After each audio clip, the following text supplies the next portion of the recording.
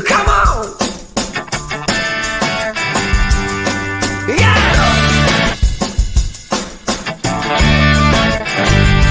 Here we go!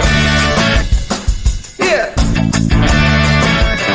1, 2, 3, 4! Come on! Let's go!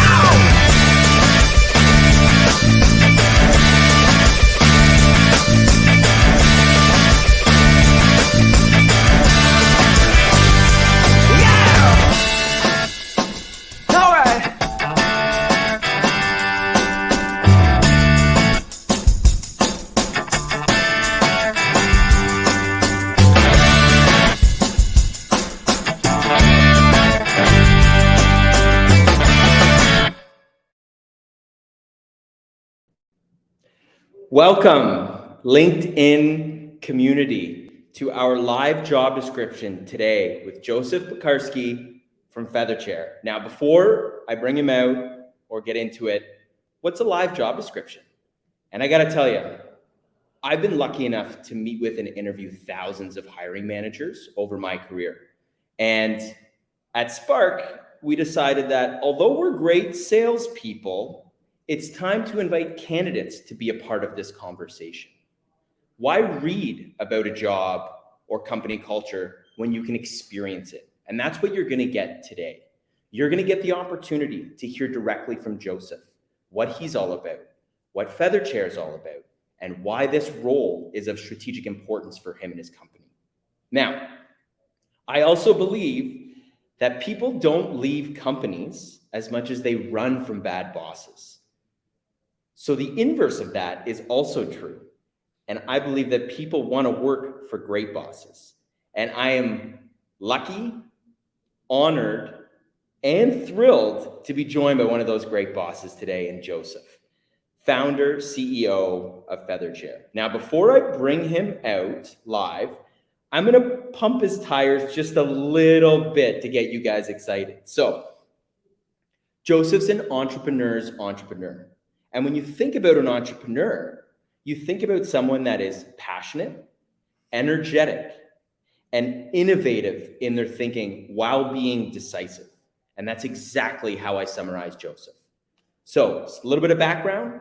He's the founder and CEO of 1-800-Wheelchairs, which is the largest online marketplace for wheelchairs. This gave him a unique perspective into the customer's insights into what they want and what's not out there. And he saw this as an opportunity to create, manufacture the world's lightest wheelchair in the FeatherChair. Ladies and gentlemen, I want to introduce you to, I guess, the one and only, I'll give him that, Joseph Piekarski. Joseph. Mike, thank you. This is great. That was How is that as an intro? Did I read what you wrote for me correctly, or? But you added some kind of pizzazz to it, which is nice. That's awesome. You are joining me from your office in Manhattan? I'm actually at home, my home office in Soho, Manhattan. We used to have an office here in Tribeca, but with COVID and all, we gave it up over the last year. So it's primarily a distributed team. So we're all over the country. Well, to get started, I mean, I'm going to go ahead and pump my own tires. I gave you a pretty phenomenal intro, but I want to give you the opportunity to introduce yourself to everybody in attendance today. So I will turn it over to you and give us a little bit about yourself. Okay. Hi, my name is Joseph, and I founded 1-800-Wheelchair around 25 years ago. The short and long story of it is that when the late 90s, when the internet was just starting, I asked myself, who's going to use the internet and who's going to shop online? And I thought that people who have a difficulty with mobility, with getting around, are going to have a hard time going to a store, and therefore the internet is like a godsend for them. And so I bought the URL wheelchair.com and the phone number 1-800-Wheelchair, and I built the first online retail store for medical supplies especially related to mobility equipment. So we're selling wheelchairs, we're selling walkers and canes and electric wheelchairs and scooters and all that kinds of stuff. And we were the first to do that for many years. Then around 20 years in, after being steeped in this sort of wheelchair business, I figured that I could make a better wheelchair. One of the things I thought about is that wheelchairs specifically, they're ugly and they're heavy. Most wheelchairs weigh around 30 to 40 pounds. And so I tried to develop the world's lightest wheelchair, a wheelchair that's super easy for people to lift into a car. I recognized that the majority of our customers were the elderly, something called aging in place. People get older. Some people go into a nursing home, and other people are aging in place with a family or at home. And one of the challenges they had is that the wheelchairs were ugly, so people didn't want to go into them. And the second thing is that they were too heavy to lift into a car for travel. And so I did a lot of traveling to China and went to a lot of shows, and we found one or two factories that were able to produce wheelchair with a very, very light metal. And our first product was the product called the FeatherChair. And the FeatherChair is a wheelchair that if you pop off the wheels, it weighs 13 pounds and altogether is 19 pounds. And we called the brand FeatherChair, and it's our own brand. So we manufacture it, and we started selling it on 1-800-Wheelchair. And within a year or two, it just exploded. People loved the chair. Another analogy I talk about a lot is in the baby stroller market. There's something called the Baby Zen stroller, which is strollers used to be like heavy, big, elaborate, and fancy, but parents wanted to have something very simple and light that they can fold and put into a car. And so the Baby Zen is a similar idea. I mean, one's for strollers for kids, and wheelchairs are kind of a stroller for seniors. And it exploded, and this happened like right when COVID started. And once we understood that the marketplace is missing a lightweight wheelchair, we decided to innovate and add more products to this line. We slowly added an electric wheelchair, so a wheelchair with a motor. That's also the world's lightest. It weighs 33 pounds. And then we recently launched a scooter, and we're selling them as fast as we can make them. And so this leads me to the purpose of this interview is, so what we are really, really good at, we become really good at manufacturing, and we also became really good at D2C, direct-to-consumer online sales. But as we've been selling this chair, we're getting a lot of incoming calls from stores or from wholesalers who want to resell our products. And we don't have a lot of experience in the B2B space. So I'm looking to grow my B2B business, both in the US and also internationally. We're getting calls from all over the world. And so for the last 2 years, we kind of perfected the whole logistics process and the delivery process and the manufacturing process.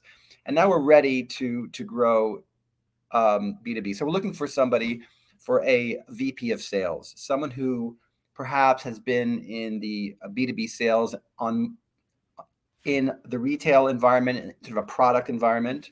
And somebody, I mean, it's best if it's better, but not essential if they were in the senior product market or in the medical market. But the idea is a person should come in and have and lead this sort of initiative of growing a brand, the FeatherChair brand, growing the B2B business. And it could be anything from wholesalers, it could be anything from people who traveling websites or senior communities, it could be TV ads, radio ads, it could be getting it into Walmarts or big box retailers. But it's a very, very unique position for somebody who wants to come in sort of at the beginning of a rocket ship. Someone who wants to come in right at the beginning of a brand new brand. We have no competitors in this space. There's no one else kind of thinking about super light wheelchairs, and somebody who understand who wants to grow with the brand and grow a brand when the brand is on in its infancy. This is the moment where they would come in and help grow this brand. So that's the kind of person we're looking for. And so, yeah. That's Yeah. great. I mean, and this is a testament to working with you. You blew through my first four questions already. So, I mean, like I said in the onset of introducing Joseph, somebody that is passionate and decisive, like he just wants to move through and get stuff done. I think it's great. So, for some context, and before we jump into more of these details, for everyone that's attending, if you have questions, you post them in the comments. And if we don't get to them during the live, I promise you I will get to them afterwards and respond to the comments below. But I mean, Joseph, you kind of teed up there. I mean, I had some personal questions that I'm sure we can get to later just to kind of dig in a little bit about you. But actually, you know what? I want to do that. So just for fun, what was the first concert that you ever went to?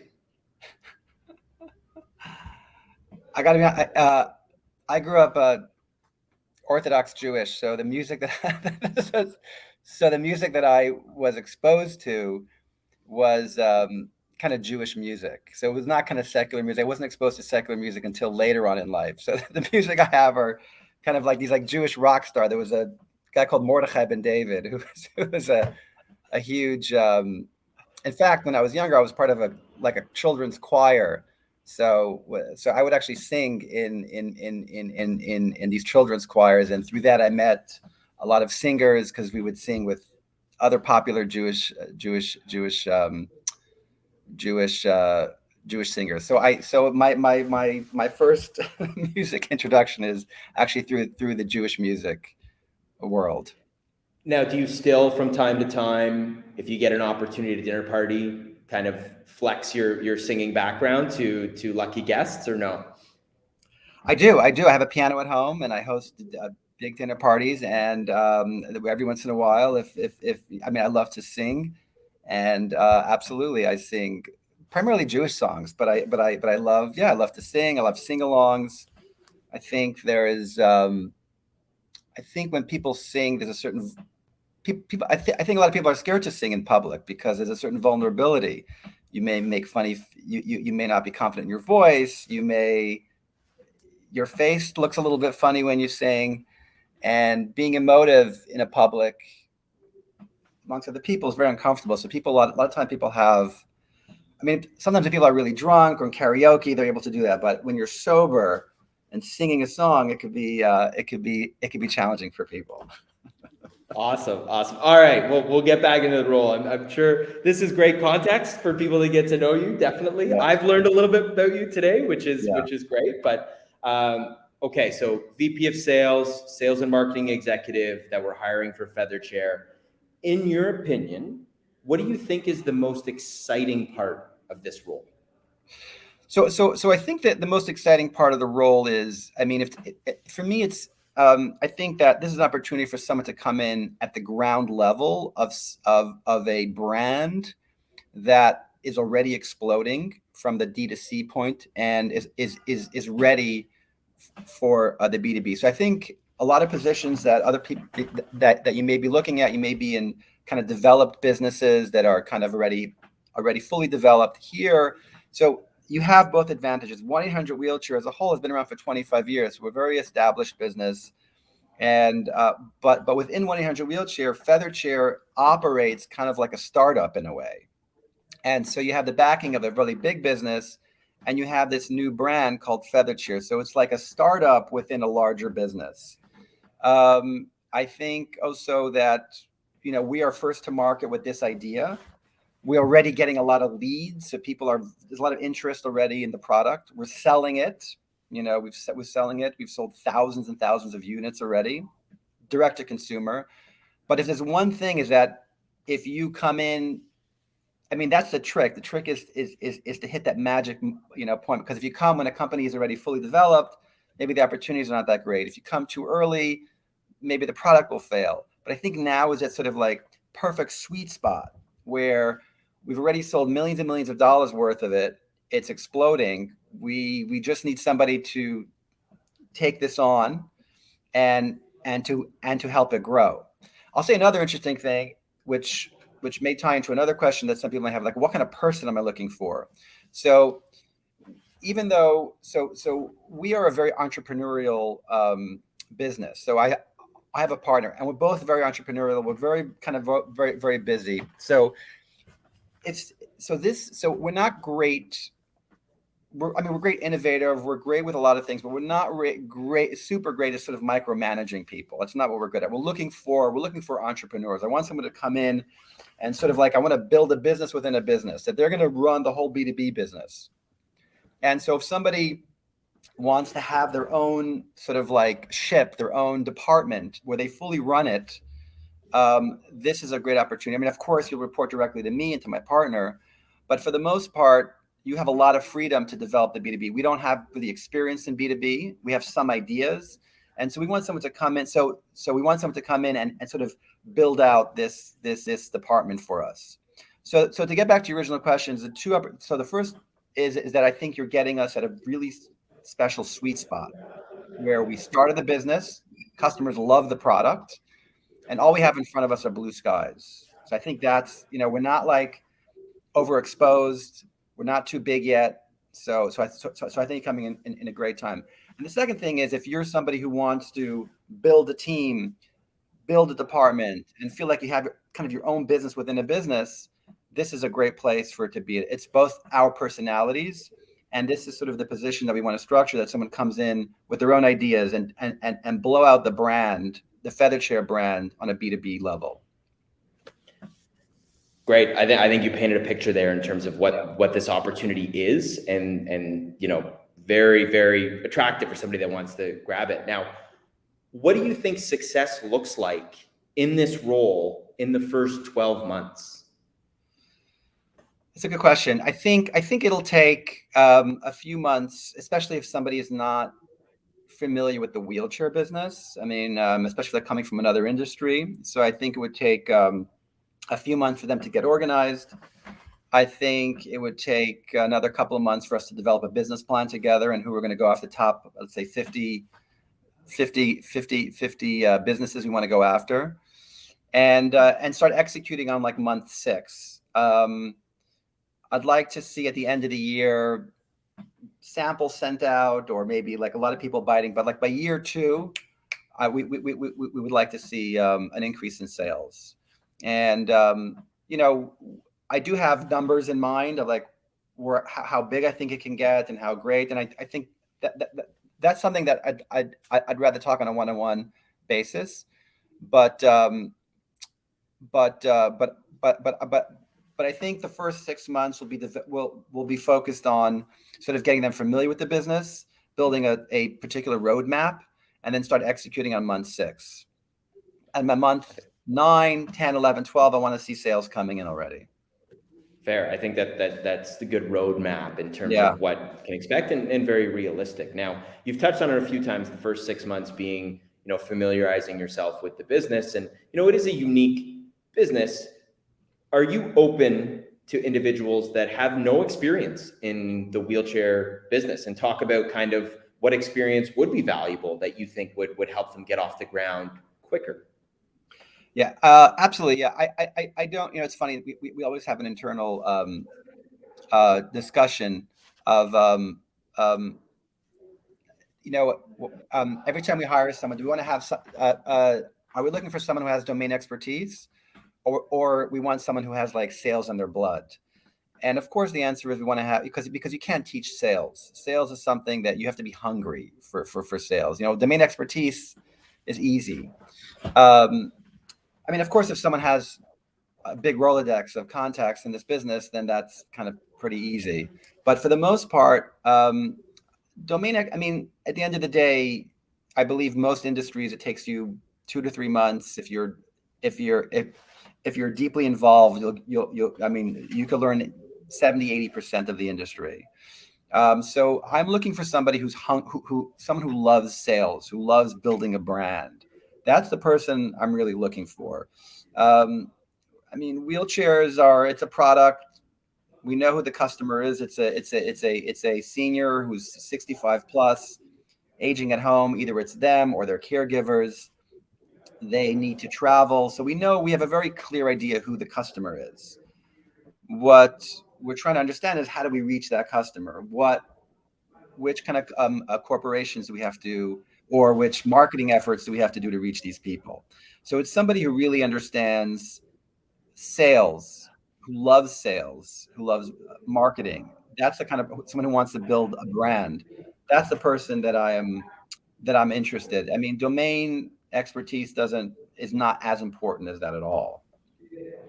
Okay, that makes sense to me completely. And you touched on it a few times in terms of the ability for somebody to come in and build a brand and a business within a business.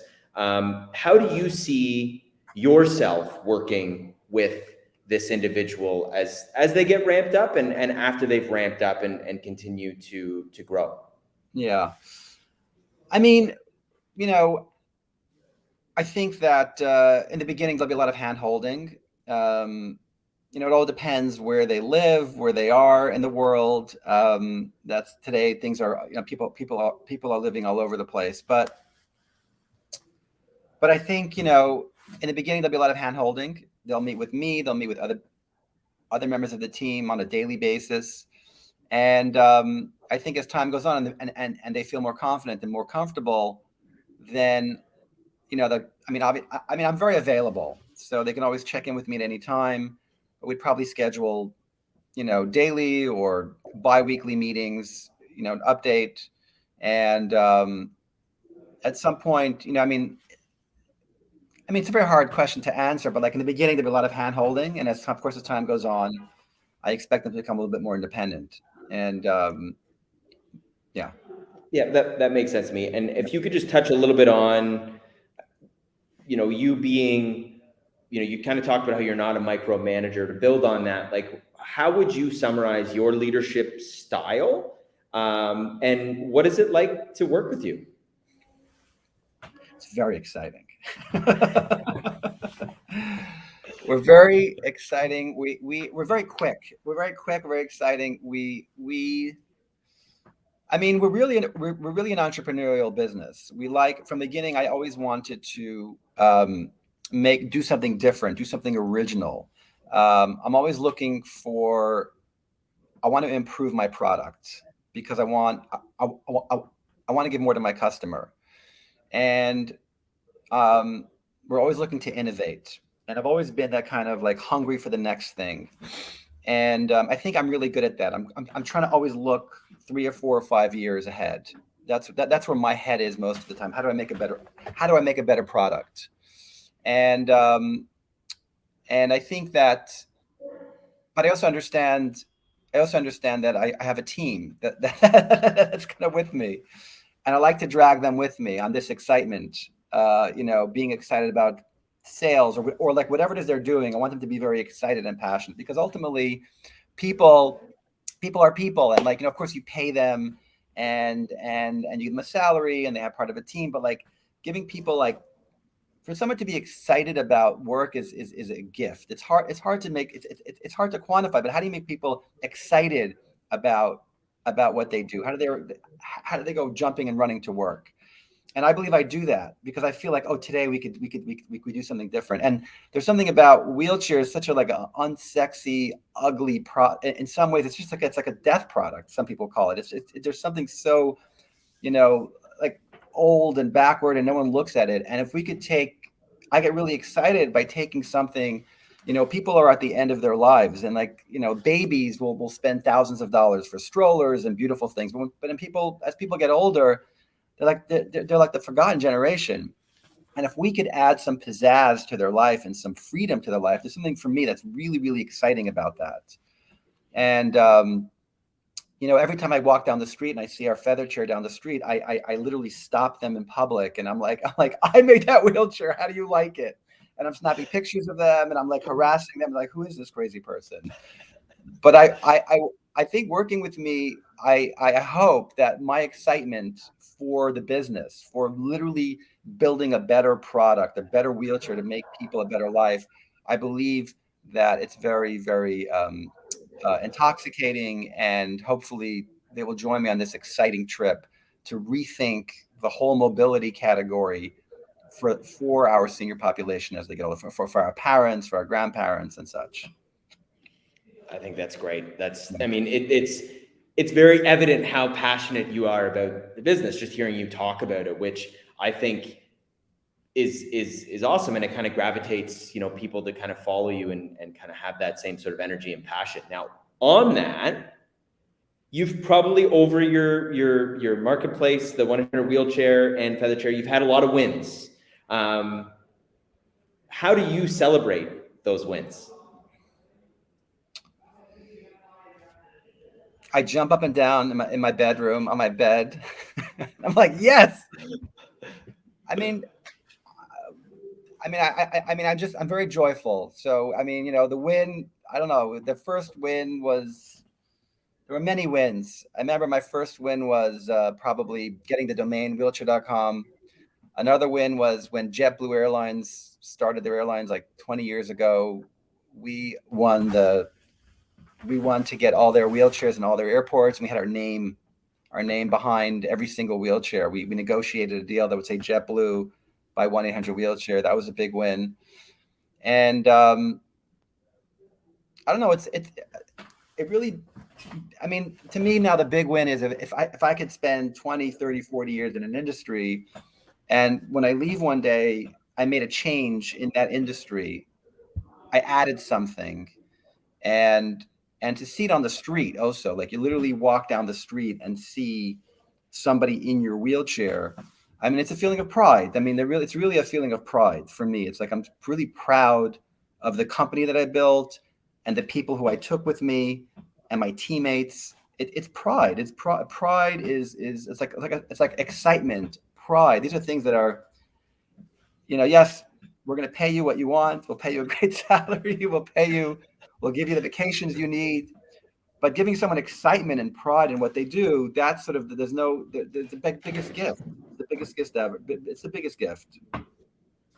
And you just gave me the biggest gift of the perfect soundbite to summarize this job and what it would be like to work for you. So thank you for that.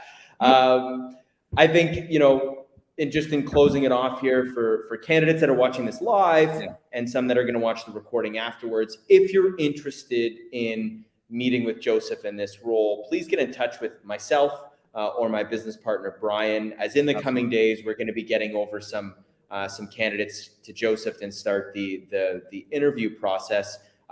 In closing, Joseph, do you have anything as we kind of wrap up here to people watching this either live or after the fact? Yeah, just to summarize, you know, if you love building a brand, or you want to change people's lives and you want to make some money or a lot of money, we have built the world's lightest wheelchair. We're innovative in this product. We are super innovative in this space. And this is the opportunity for you. These opportunities don't come along that often, where you could literally change an industry, change people's lives, and you're at the perfect sweet spot where the product is successful. People are knocking on our doors for us to grow the business. And I believe that if you join FeatherChair, you'll walk down the street and you'll see our products outside, and it'll give you a lot of pride and a lot of joy and excitement. So call up Mike and let's start the interview process. Joseph, thank you so much for joining me today. If I didn't have Spark, I would be applying for this job, and I say that sincerely. I mean, I think you've done a great job at kind of painting out what this opportunity is, and beyond the dollars and cents and kind of what it is logically on paper, the passion you have for the ability to change people's lives is powerful. So thank you for joining me today. Thank you for everybody that attended this live. And we look forward to starting the process and getting people in front of Joseph. Have a great Tuesday, everybody, and we will talk to you soon. Thank you, Mike. Thank you very much.